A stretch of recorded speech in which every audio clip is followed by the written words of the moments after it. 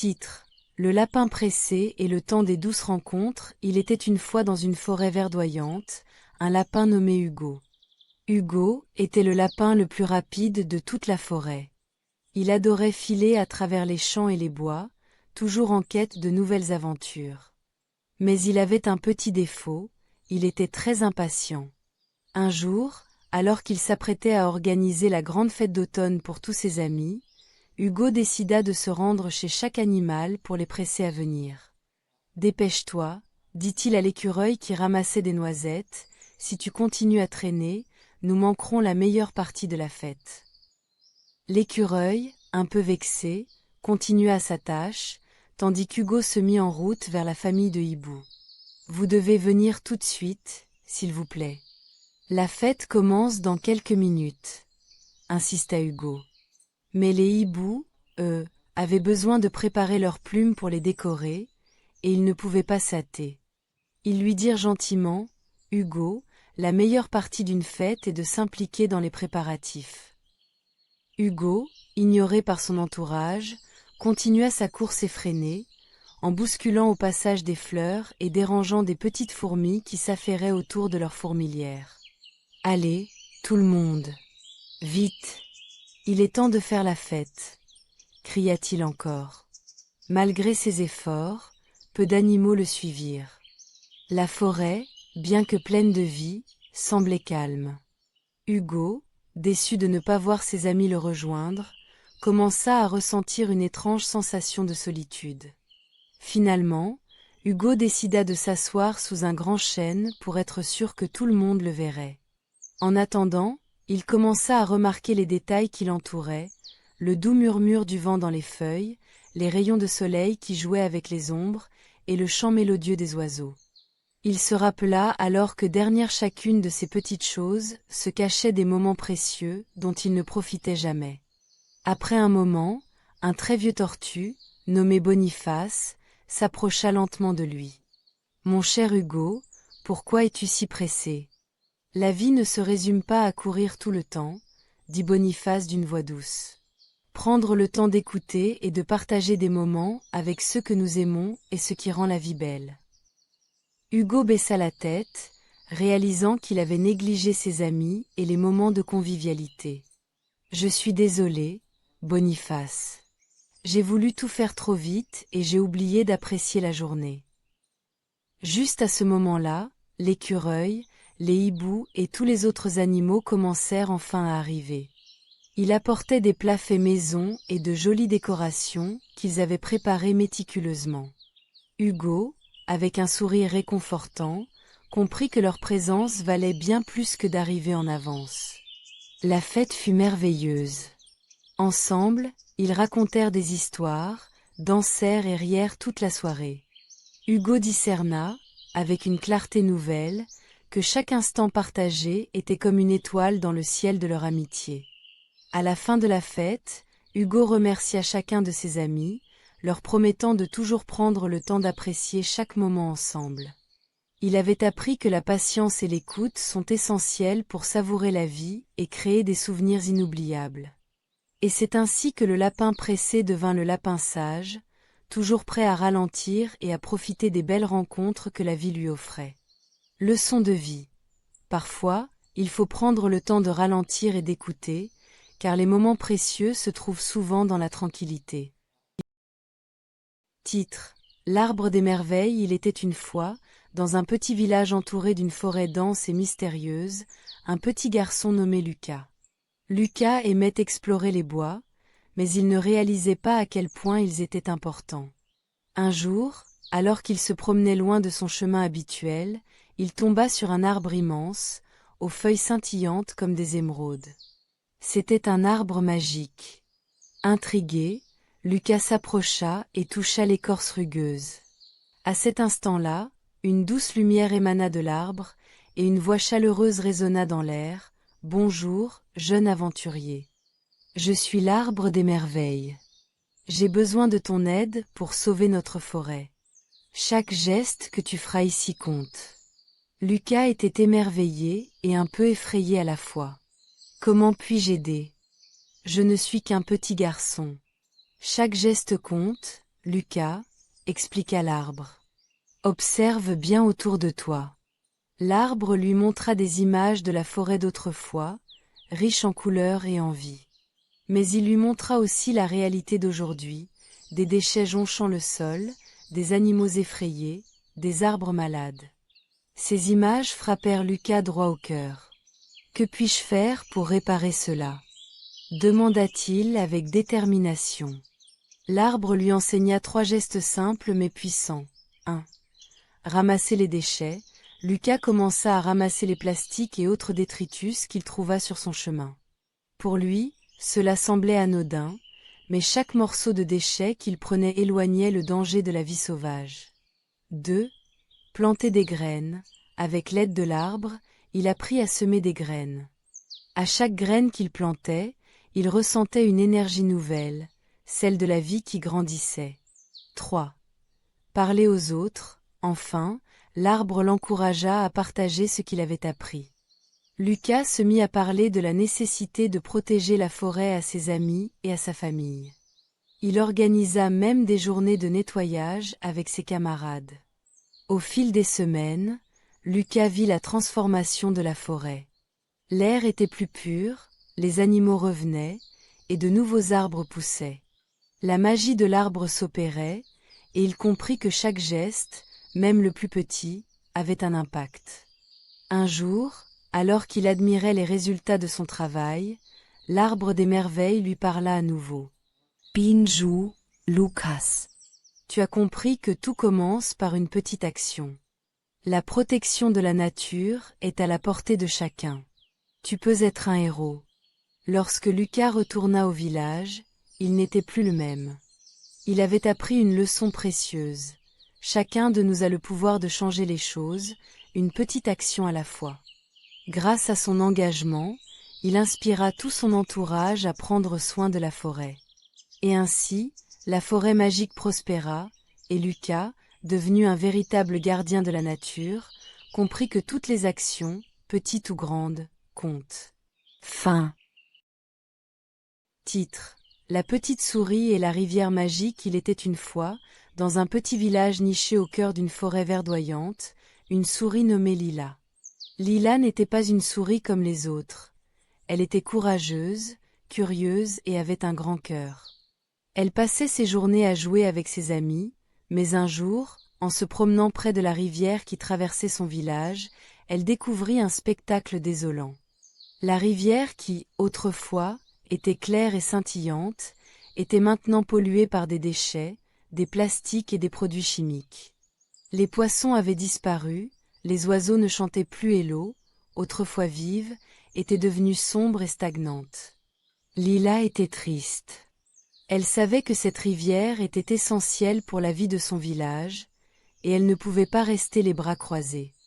Il est temps d'agir, se dit Lila. Elle décida de partir à l'aventure pour sauver la rivière et apprendre aux autres l'importance de préserver l'eau. Elle rassembla quelques amis courageux, son ami le hibou sage, Hugo, et Léa, la lapine pleine d'énergie. Ensemble, ils tracèrent un plan. Ils commencèrent par aller à la rencontre des villageois. Lila, avec sa voix douce et déterminée, leur expliqua comment la pollution affectait leur vie. « Si nous ne faisons rien, nous perdrons notre rivière et tout ce qu'elle nous offre » s'exclama-t-elle. Les villageois, touchés par son discours, décidèrent de l'aider. Le lendemain, un grand nettoyage de la rivière fut organisé. Les enfants, les parents, et même les grands-parents se rassemblèrent avec des sacs et des gants. Ensemble, ils retirèrent les déchets, laissant de l'eau propre et claire derrière eux. Lila et ses amis expliquèrent à chacun pourquoi il était important de ne pas jeter de déchets dans la nature et de toujours respecter l'eau. Après plusieurs jours de travail acharné, la rivière redevint aussi belle qu'auparavant. Les poissons commencèrent à revenir, et les oiseaux chantaient à nouveau. Les villageois remercièrent Lila et ses amis pour leur initiative et leur détermination. Au milieu de la rivière, Lila observa le reflet du ciel dans les eaux limpides et se sentit fière. Elle comprit que, même une petite souris pouvait faire une grande différence. Nous devons toujours garder notre eau propre et enseigner aux autres à en prendre soin, partagea-t-elle avec tous.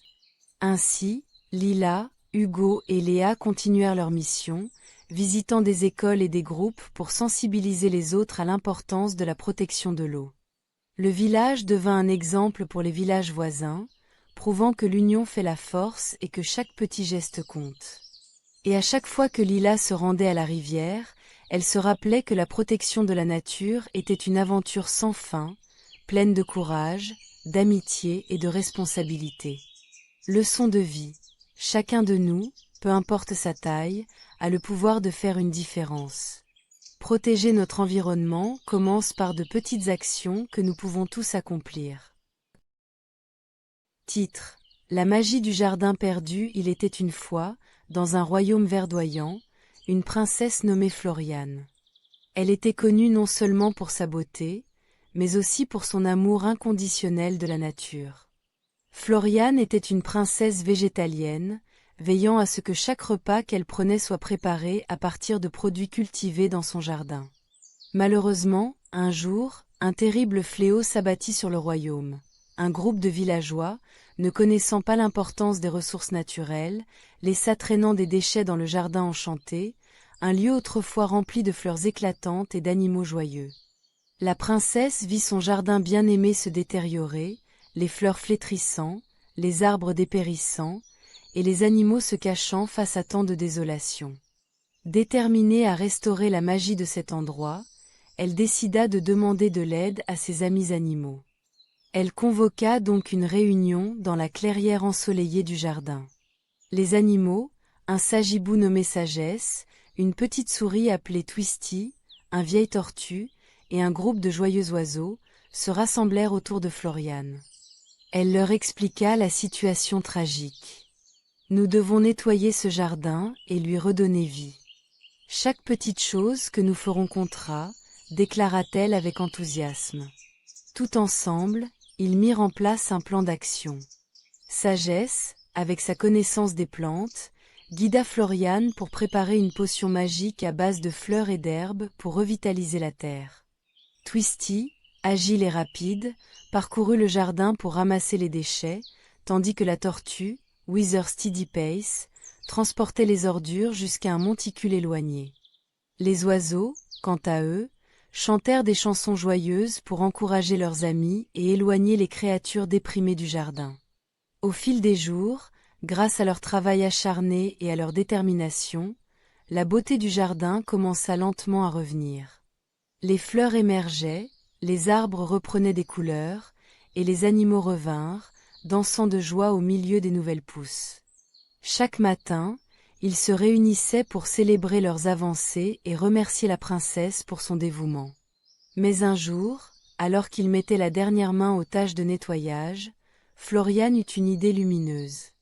Pourquoi ne pas inviter les villageois à venir voir les merveilles que nous avons créées ici ensemble? Demanda-t-elle. Ses amis furent d'abord hésitants, mais en voyant l'éclat de son regard, ils convinrent que cela pourrait être une bonne idée. Le jour de l'invitation, les villageois arrivèrent, curieux et incrédules. Ils furent émerveillés par la métamorphose du jardin enchanteur. Floriane leur expliqua l'importance de prendre soin de la nature, de la beauté d'un jardin vivant et en bonne santé, et des conséquences désastreuses des déchets pour la flore et la faune. Les villageois, touchés et inspirés, décidèrent de changer leurs habitudes. Ils s'engagèrent à ne plus jeter de déchets dans la nature et à participer à des projets de nettoyage réguliers pour maintenir la beauté du jardin, tout en apprenant à cultiver des légumes et des herbes de manière durable.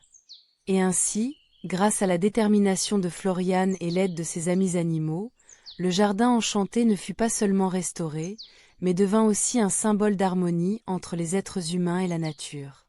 La leçon de cette aventure était claire. En unissant nos forces et en respectant notre environnement, nous pouvons surmonter les défis et créer un monde meilleur pour tous. Floriane continua à vivre en harmonie avec la nature, inspirant son royaume à prendre soin de la terre qui les nourrissait. Et ils vécurent tous, animaux et humains, en parfaite symbiose, toujours dans le doux parfum des fleurs. Titre: Le message des étoiles. Il était une fois, dans une petite ville tranquille, deux amis inséparables, Léo et Emma. Un jour, alors qu'ils exploraient une forêt mystérieuse près de chez eux, ils tombèrent sur un objet brillant et étrange. En s'approchant, ils découvrirent qu'il s'agissait d'un œuf d'oiseau extraterrestre, plus grand qu'un ballon de foot, avec des teintes de bleu, de vert et de l'or scintillant. Intrigués, Léo et Emma décidèrent de le ramener chez eux, persuadés que cet œuf venait d'un autre monde. Ils réalisèrent rapidement que l'œuf était vivant.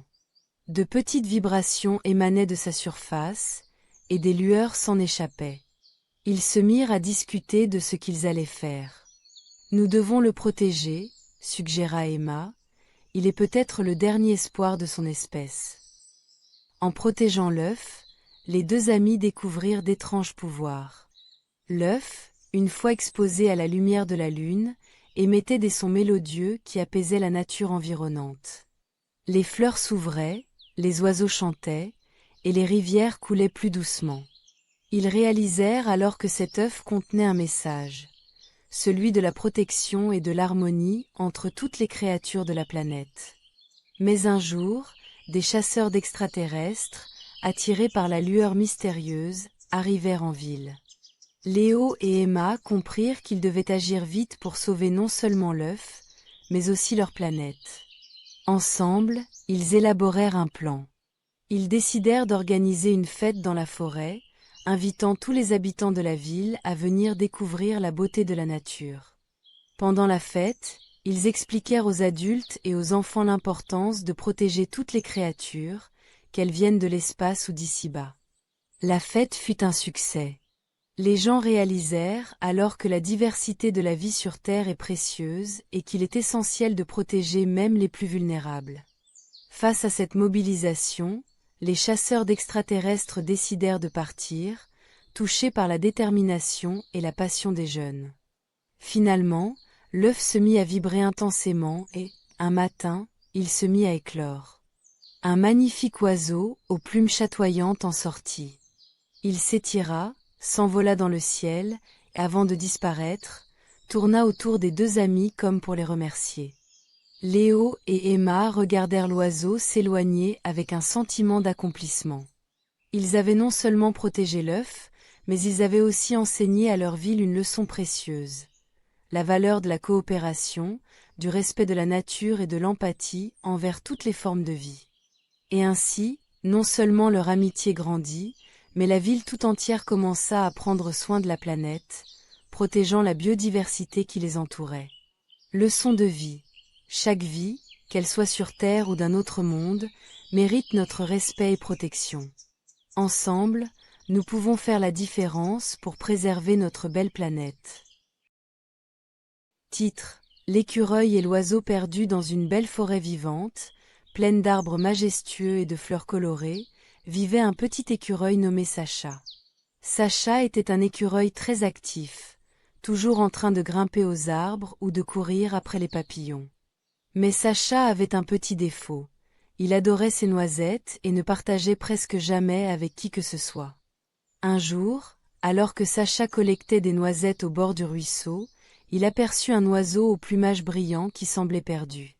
Il avait des plumes jaunes et bleues scintillantes, et ses yeux exprimaient une grande tristesse. « Bonjour » appela Sacha en descendant d'un arbre. « Pourquoi es-tu si triste ?»« Bonjour, petit écureuil, » répondit l'oiseau. « Je m'appelle Lila. J'ai quitté mon nid pour explorer, mais je me suis éloigné et maintenant, je ne sais pas comment rentrer. » Sacha, bien qu'il soit curieux, ne savait pas trop quoi faire. Au lieu de l'aider, il pensa à ses noisettes. Il en avait plein, mais l'idée de partager ne lui avait jamais traversé l'esprit. Cependant, voyant Lila si triste, quelque chose en lui commença à changer. « To his fame » demanda-t-il timidement. « Je pourrais te donner quelques noisettes. » Les yeux de Lila brillèrent de surprise et de gratitude. « Vraiment ?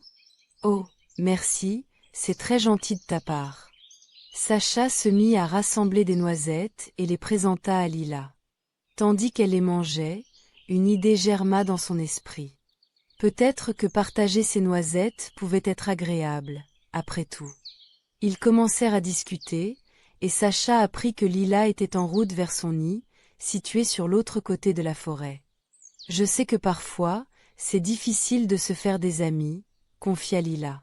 « Mais partager peut créer de belles connexions. » Inspiré par ces mots, Sacha proposa son aide. « Je peux t'accompagner.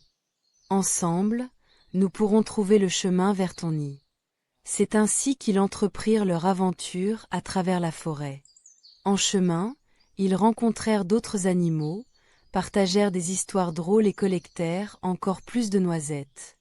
Plus ils passaient de temps ensemble, plus ils se rapprochaient, et Sacha comprit qu'il appréciait la compagnie de Lila bien plus que ses précieuses noisettes. Finalement, ils arrivèrent au petit arbre où se trouvait le nid de Lila. « Merci, Sacha. Je n'aurais jamais pu le faire sans toi, » s'exclama-t-elle, les yeux brillants d'émotion. « Je suis content d'avoir pu t'aider, » répondit Sacha en souriant. « Et je suis vraiment heureux d'avoir partagé mes noisettes avec toi. Tu es une amie précieuse. » Lila, heureuse et reconnaissante, lui promit de revenir lui rendre visite souvent. Inondé de joie, Sacha comprit que la vraie valeur ne résidait pas dans les noisettes, mais dans les amitiés qu'il avait créées en partageant. Leçon de vie. En partageant, non seulement nous aidons les autres, mais nous découvrons également la beauté des liens d'amitié qui enrichissent notre vie. Titre: La tortue et les oiseaux. Il était une fois, dans une belle vallée verdoyante, une tortue nommée Trixie. Trixie était connue pour sa curiosité et son imagination débordante. Tous les jours, elle observait les oiseaux virevolter dans le ciel, leurs plumes scintillant au soleil. « Comme j'aimerais pouvoir voler comme eux !» rêvait-elle. Un jour, tandis qu'elle se promenait près d'un lac, Trixie aperçut un groupe d'oiseaux en train de se reposer sur une branche. Ils discutaient joyeusement de leurs dernières aventures dans les nuages. Avec un peu de courage, elle s'approcha et leur confia son rêve. « Bonjour les amis, je suis Trixie, et j'aimerais en pouvoir voler. » Les oiseaux, un peu surpris mais amusés, éclatèrent de rire.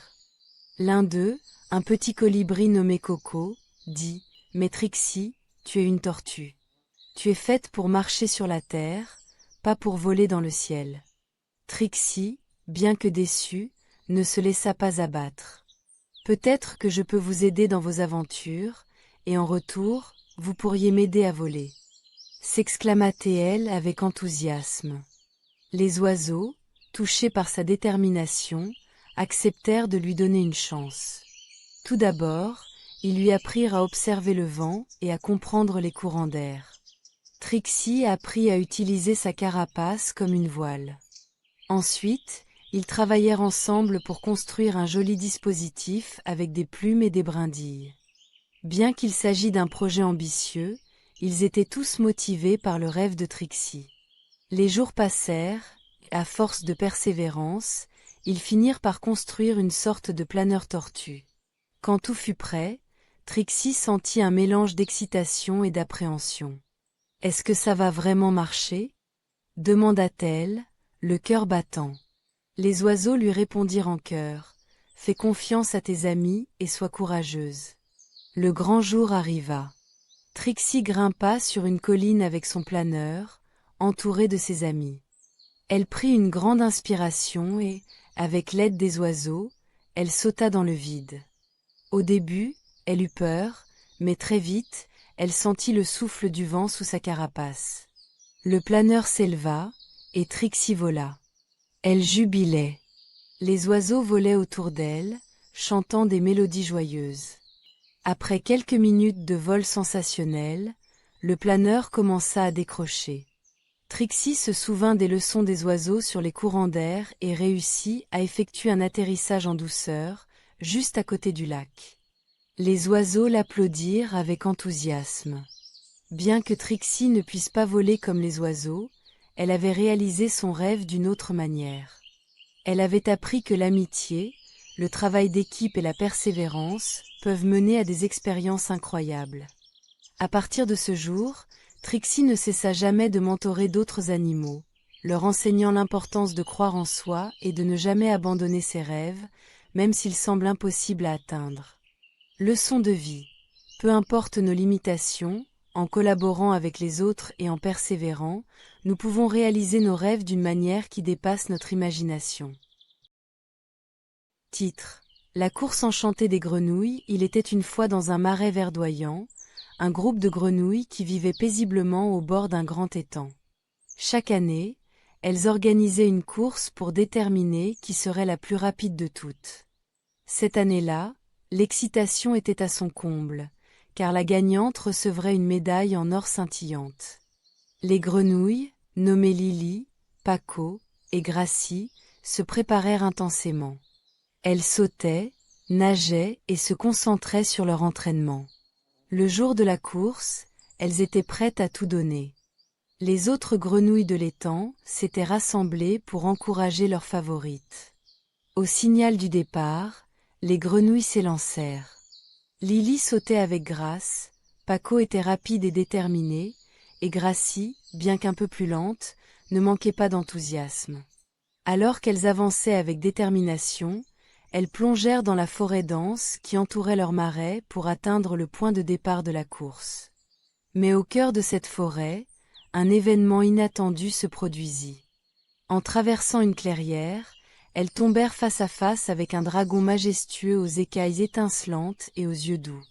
Il avait l'air effrayant, mais son sourire révélait une personnalité bienveillante. « Bonjour, petites grenouilles » dit le dragon d'une voix douce.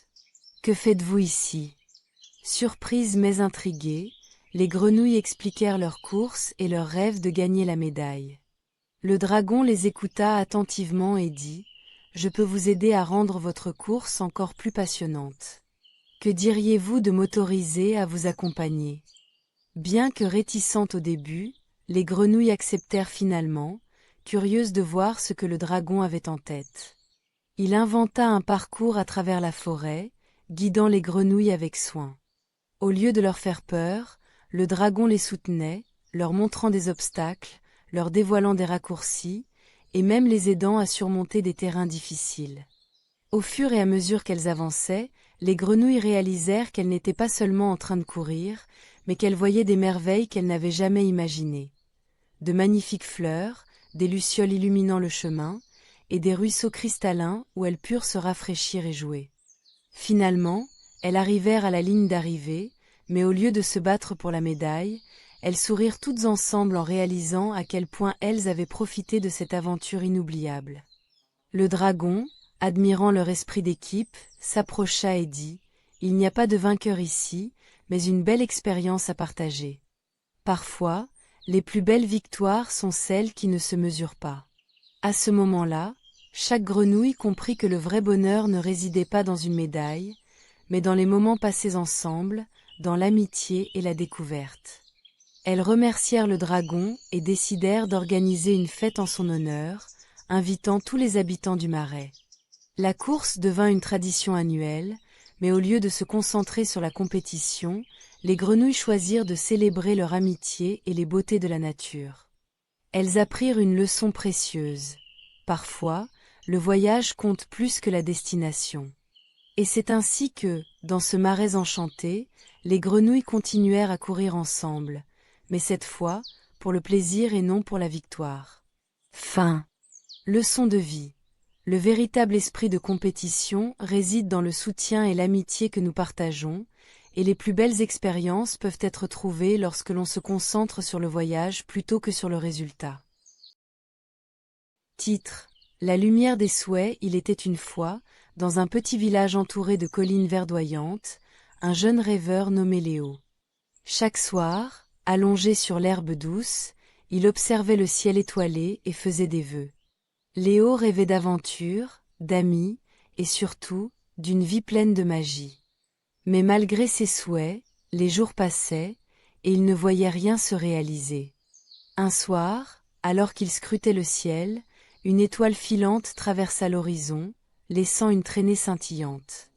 Léo ferma les yeux et fit un vœu : « Je veux que tous mes rêves deviennent réalité. » À cet instant, l'étoile filante prit la voix de Lumina, une étoile pleine de sagesse. « Cher Léo, tes souhaits peuvent se réaliser, mais il te faut un cœur bienveillant. La magie réside dans la gentillesse. » Intrigué, Léo lui demanda ce qu'elle voulait dire. Lumina lui expliqua que chaque acte de bonté générait une petite étoile dans le ciel, et plus Léo répandrait de la gentillesse, plus ses vœux se rapprocheraient de la réalité.